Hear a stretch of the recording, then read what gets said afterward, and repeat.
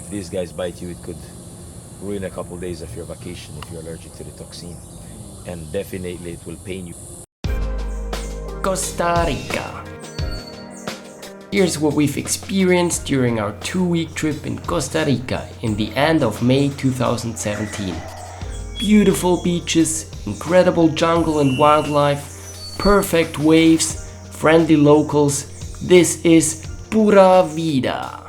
My name is Matt and I'll tell you about the things you have to do, how to get around and what to avoid and take care of when you're traveling through Costa Rica. From my father, my second-hand knowledge comes from my mother. After our first night in San Jose, we headed directly to Monteverde with our rental car. Monteverde offers a multitude of activities, including some breathtaking zipline offers through the canopies of the jungle. Because of the relative high cost, we decided to explore the forest on foot. Our favorite location was the Selvatura Park, with the hanging bridges. We first went on a few walks on our own and then decided to get a guide. Just get a guide right away if you want to see some animals and get the most out of your experience. The guides will spot everything and explain all the secrets of the animals, plants and the entire ecosystem. They are worth every single penny and extremely entertaining. As always, getting up early pays off. Best weather conditions, more wildlife and almost no people. What more could you ask for? After Monteverde, we booked a trip to Tortuguero National Park. Tortuguero can only be reached by boat, and it feels like you're in the middle of the freaking Amazon. It's an absolute must to go there. Tortuguero is a peaceful little village where the word stress does not exist. It's situated between a lagoon and the Caribbean Sea. This is the place to switch off 100%. After a little village tour, we took a boat and looked for some animals with Kevin, one of the local guides. Again, the guides are incredible spotters. I spotted some monkeys on my own, but the shot didn't turn out the way I wanted. Monkey balls. The abundance of wildlife, birds, sloths, basilisks and the sounds of the surrounding jungle, it's such a peaceful place. This is how the world should be, people living in harmony with the nature. You would find most of the wildlife in trees. This is because of the strong rains and the often flooded ground. Even ants build their nests up in the trees, and unlike in other places, porcupines also live up in the trees. It's fascinating to see how every single creature and plant plays its role in this ecosystem. It's a little too perfect to be just a mere coincidence. Flying the drone from a moving boat turned out to be tricky. I almost drowned it, but was rewarded with some beautiful shots of this unique location. After Tortuguero, we headed down south to Punta Uva, a beautiful beach close to Puerto Viejo, one of the hotspots on the Caribbean side of Costa Rica. Since we only had 10 days in Costa Rica and didn't want to spend too much time traveling from one location to the other, we decided to skip the Atlantic coast for this time. But we will be back to visit the Corcovado National Park and Pavones, which produces some of the best left-hander waves when conditions are right. But we didn't feel like we missed anything on the Caribbean side.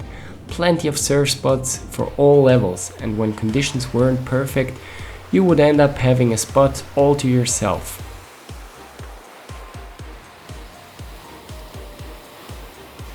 We saw so many waves go unridden. These images might hurt to watch if you are a surfer. Perfect waves, and you would have caught them all, right?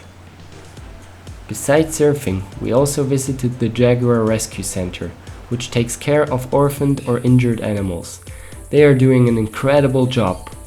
We also went on a stand-up paddle tour, which offers the perfect mix of adventure and wildlife. And if you have the skills, you can catch a few waves in the ocean at the end of the tour. Punta Uva was one of our favorite beaches and it's super accessible, even by car. Renting a car made things a lot easier and most roads were in a very good condition and others were lots of fun to drive with the off-roader. Just a few times we got stuck in traffic. Did we end up next to the squeakiest truck of all these trucks? 2 hours. Still better than the experiences we made with the public buses. Either we didn't get the system or it just didn't work reliable. Then again, we're Swiss and spoiled with the best public transport in the world. So maybe don't take our discontent over the public transport too serious. This was our fantastic Airbnb accommodation during our stay. The perfect retreat during the strong rains, which occurred daily for a few hours, mostly in the afternoon. But we loved the rain. It had a cooling and calming effect. We spent so much time on our balcony, checking the surrounding for animals and wildlife. There was always something to discover. And of course, tons of birds and lizards. Some of the iguanas climbed into the highest branches around our house. They are just as lazy as the sloths or the howler monkeys, barely ever moving. But when moving, the iguanas always looked super clumsy and we were just waiting for one to fall off the trees, and it really happened. I didn't have my camera quite ready, but I got the last part. You can actually hear the iguana smashing through the branches. We saw it climb around again a few hours later though, so don't worry. Another place we highly advise you to visit is the Cahuita National Park. We saw a lot of wildlife there, and the walk takes you along some swamps and postcard-worthy white sand beaches. The coral reef is supposed to offer some of the best snorkeling in the area, but the water can be unclear during the rainy season. This is me trying to get that postcard shot. I know, I won't try again. There is so much more to see in Costa Rica, if you have more time. Otherwise, we recommend concentrate on a few locations and enjoy them to the fullest. Feel free to ask any questions in the comment section below. Thanks for watching and stay awesome.